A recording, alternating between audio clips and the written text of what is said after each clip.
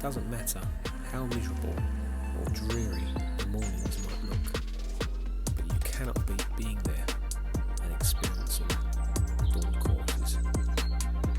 Simply blissful.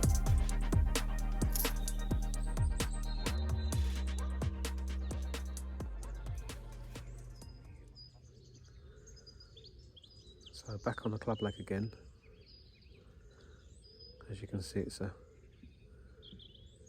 misty old dreary old morning, but it's fairly mild. Temperatures around 7 at the moment. I think they're creeping up pretty quick, up to about 11 today. Both rods are out and you can't see them because they're just tucked down the bottom of the bank. I've started with something a bit different today, which we'll have a look at later. And fingers crossed, eh?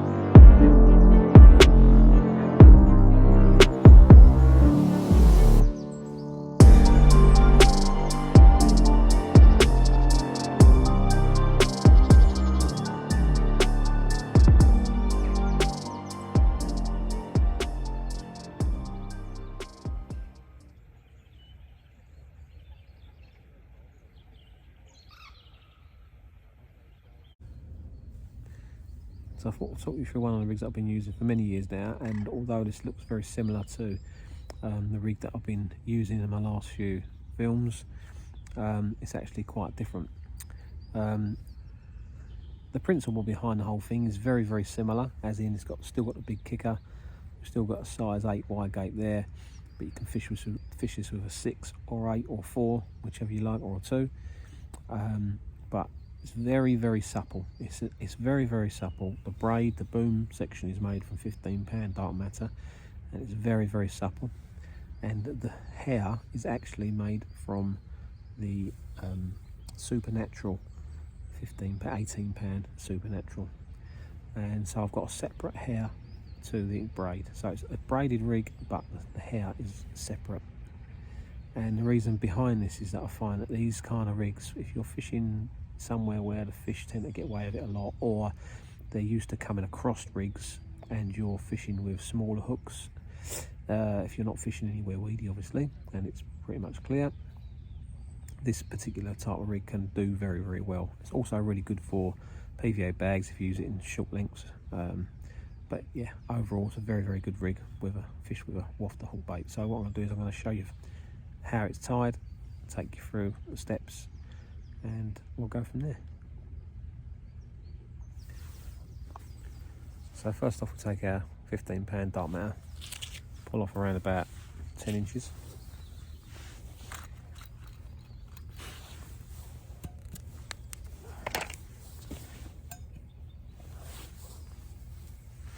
And then we take a small length of 18-pound Supernatural This is like mega thin, great for PVA bags, but in this case it's going to be our hair because it's very supple.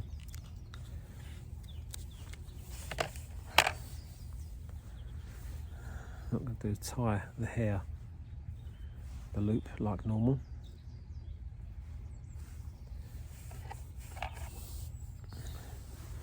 Again, using your bait needle to pull the loop through. I see loads of people fumbling with their fingers and thumbs, especially if you've got fat thumbs like me. You want a loop like that. Trim it off. Put the bait on.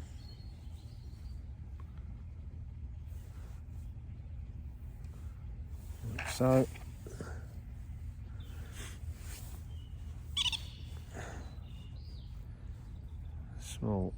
Small extender bait stop.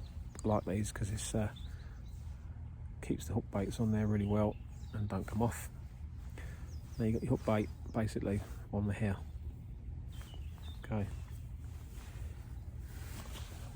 Next take the hook, wet the end of the braid a little bit and pass it through the eye.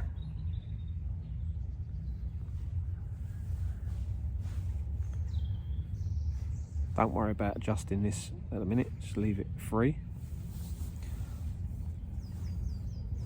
Take your dark matter braid, pass that through the eye like you would normally. So you've now got, try to ensure that when you do it, that the braid is over the back of the shank, in line with it, okay? Like I say, don't worry about the length at the minute, we'll adjust that in a second. So all we're going to do is just use a whipping knot to whip that hair on there. 1, 2, 3, 4, 5, 6, 7, 8. Pass the braid back through the eye. Like so. And now you've trapped the hair, okay, under the braid. So you've whipped that hair on, so you've got a separate hair. Okay. So what I'm going to do is going to trim the tag end.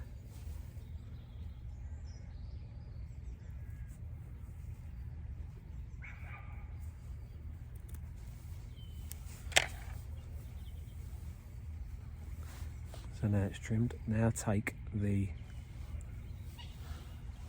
braid, the supernatural braid, and pull the hair through until the hook bait is just at the bend of the hook, just off the bend, and then trim it so you've got about 5mm poking out the end. If you can see that.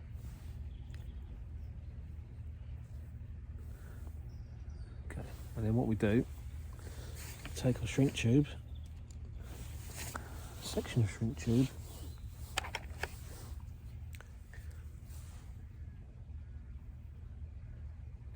pass the braid through it, pull it down, and when you get to the hook, you want to make sure that little bit of the hair braid faces the other way, so you literally, so you can see it, you literally trap it and push it up against towards the barb. Wet it a little bit, push it in nice and tight until it covers all the braid nice and neat. So it's now nice and tidy. So now you've got your hair trapped, can't come off, and you've got your butt mount braid.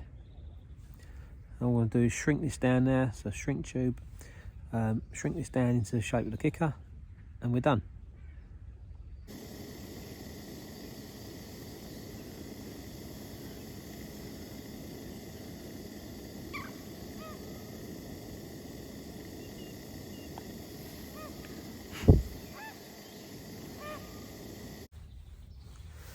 And there you go. There you've got separate hair, very, very supple hair, and your braided boom section.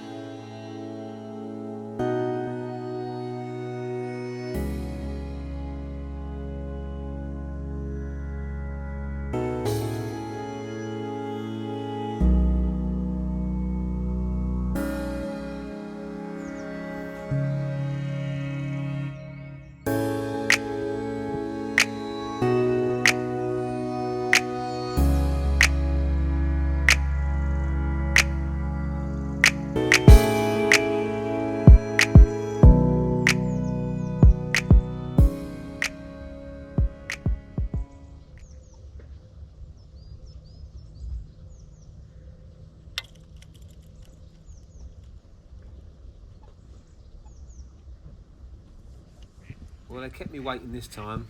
First bite came a good few hours into the session. No early morning bites, but the weather wasn't great. Really, really misty. Flat calm.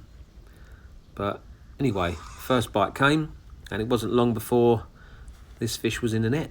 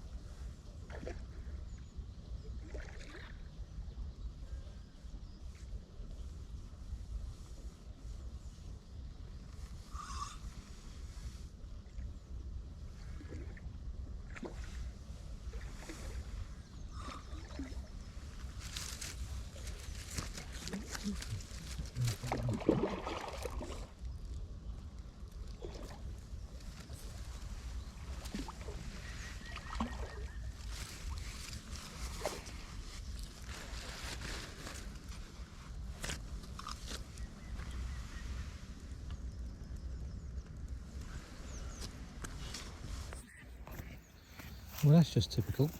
I just sat down for something to eat, and the left rod was away. And a chunky old mirror. Now, apparently there's not that many mirrors in here. And it looks like an old linear on one side. But anyway, happy days. I'll let him rest there for a bit, and then we'll get him out and have a look.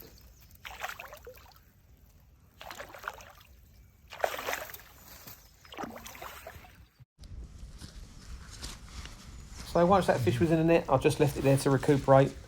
It's always a good thing to do. Just give them a little bit of time before you take them out and put them on the mat. This just gives you a bit of time to get your mat ready and your sling ready and your scales and stuff. Oh, and your bucket of water. Don't forget your bucket of water.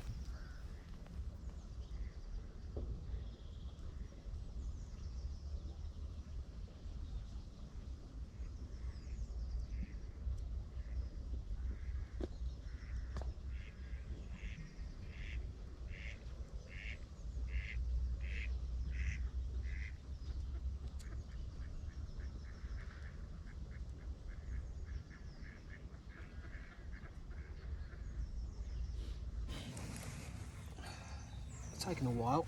£18 on the nose.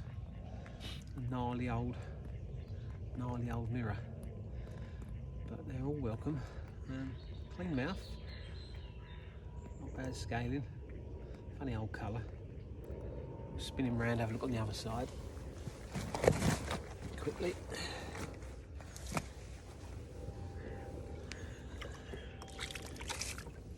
A bit more water, keep them wet. Have a quick look.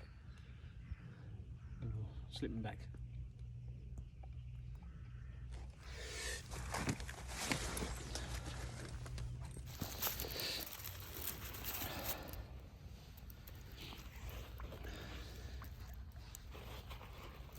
go, mate.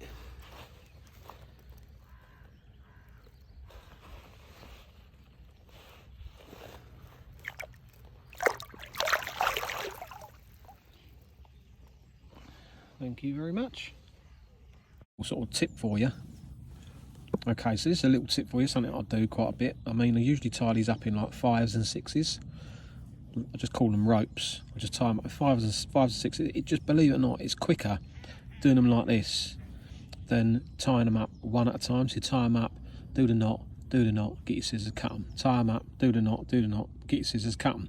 Rather than doing that, just tie them all up in one bunch. You can't lose them if they're in your bucket. You know, sometimes you try and find one, they're like, oh, they're in your pellets. You can't lose them. They're all together. And then when you want one, you just literally cut them off one at a time. Really simple, just like a bit of common sense, really.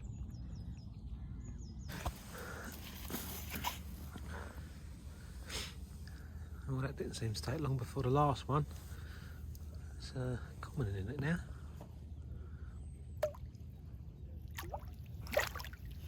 Not bad looking fish, same sort of stamp by the looks of it. 18, 19, maybe even 20, I don't know. Always surprise you. It's hard to tell until you get them out and put them on the scales. But anyway, it's another fish. Fish number 2. Seems like they've found a bit of bait.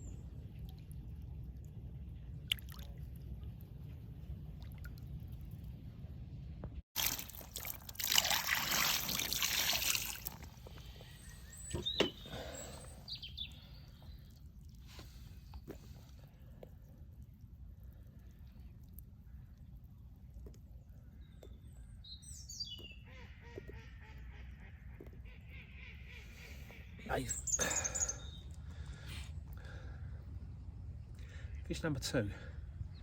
Funny old shape, funny old colour, very golden. But anyway, very welcome. Definitely on the bait now, so I'll slip him back and get that rod out quickly. Happy days.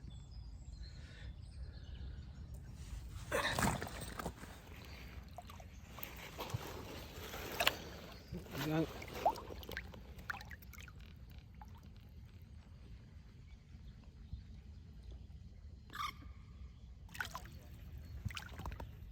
So, fish number 3. Another common. Probably a little bit smaller actually. We'll get him out and have a look.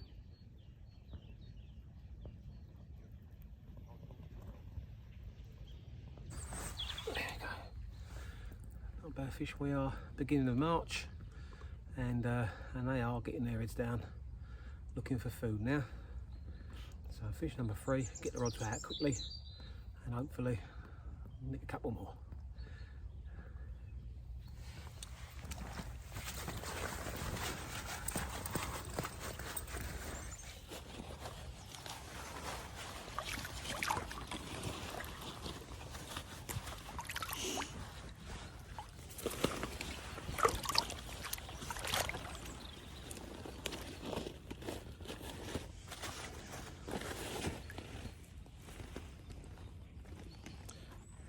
There you go.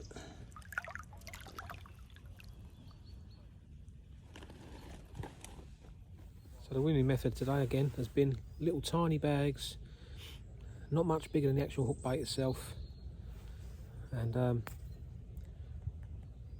lobbed with a good old dose of smart liquid just around the hook bait and the bag. And around that I've just been catapulting probably like 30, 40, 10mm baits. So a little bit of a sort of bunch of bait around a little tiny bait, but that's been the winning tactic so far today. So I'm going to flick this out, put a few baits around it, and hopefully nick another one. Yes, so fish number 4. Not got a very good mouth on him. Anyway, taking on the same rig, same setup, little mainline wafter, utilising the smart liquid again, and this one literally took it on the drop. No longer, I'd no sooner set my bobbins and it went off. So anyway, bite number 4 on this cold March day. Slipping back, get the other one out quick.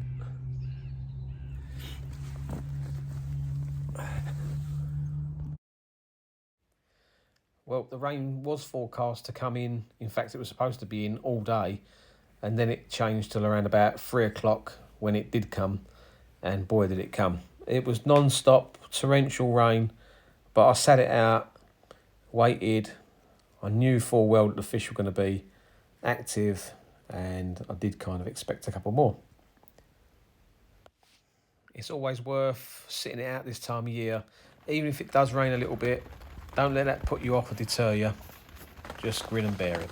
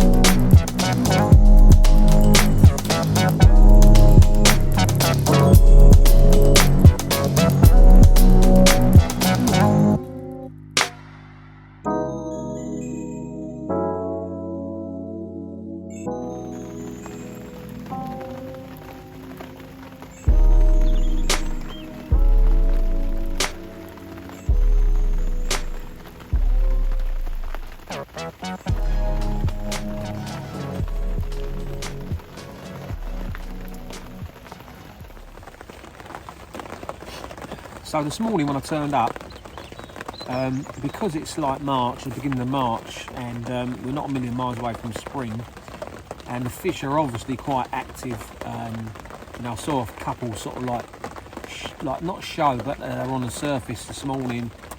So there's quite a few signs of fish around, so they're obviously active. And because of that, I thought I'd start off with a little bit of bait. So I put kind of like maybe 3 or 4 catapults of 10 millers in, which is a fair old bit of bait. I guess it is quite a bit of bait, and especially for this time of year, like I say, you can put it in, you can't take it out. So I always go on that, guys, especially the colder months, and but as we are coming into spring, they are starting to look for a bit more food. So and 10 mil boilies is I've done really, really well with that, because although it's food to some degree, they're only small items. I mean, if you was to crumb a load of that up, you know that there's nothing in it, you know what I mean? So although they have to work a little bit for that, well, I say they have to work for it, they don't really, they're just sucking those up, but it's something that once one or two get involved in feeding on that type of bait, you know, the others do sort of like tend to follow suit, and it's proved it. You know, today I've had 5 fish. All right, there haven't been nothing massive, but 5 bites. I think there's been I think there's been 4 other guys on today, and none of them have had a bite, I don't think. And that's not, I'm not saying that to sort of be, you know, look at me, but it just goes to show that sometimes if you get the bait right at the right time of year, and don't go crazy with it, just put enough in, you know, and then bites will be forthcoming. So like, after I had those couple of bites off those 2 spots, each time I cast out again, I put a catapult of 10 millers out there, so it was probably like 30 baits, you know, 30, 40, 10 miller baits over each rod after each fish, and that was still fishing with a little tiny bag of pellet, you know, like I say, no bigger than the actual hook bait itself. So it's just worth bearing in mind, like when it starts to get this time of year, think about introducing a little bit more bait, but don't go mad. It's easy, so easy to see fish around, you know, and maybe see 1 or 2 people catching and thinking, oh, I must be putting a load of bait in. Start putting a load of bait in, but it's not always the case. If anything, you just want to build it up gradually and see how you go. And if they're taking that amount of bait, you know, you're catching a fish per catapult of 10 millers, which is, you know, each one's got a fair bit of bait in it, and you're catching them, then obviously carry on doing that. But it's a good sign that they are looking for food now, you know. So it's something to bear in mind. Just don't just turn up with you know, little tiny bags and just expect to catch all day long, because you're going to need, if they're looking for food, you're going to need something there to keep them coming back. So yeah, it's just something to think about, and it obviously, you know, worked for me today, and I'm pretty sure that's how it'll carry on for the rest of the year now. Obviously things just get more and more and more, and as the season progresses and the water warms up and they become more active, obviously you introduce more bait and more bait and more bait, and that's, you know, that's how it goes. But it's a great sign to see, and it's quite exciting really, because, you know, beginning of spring, it's just round the corner, and yeah, it's good times. Those you know, the carp will start putting on a bit more weight now. They'll be coming out of winter. If they haven't already, they should be, you know, fairly good sizes and stuff. But yeah, lockdown fishing.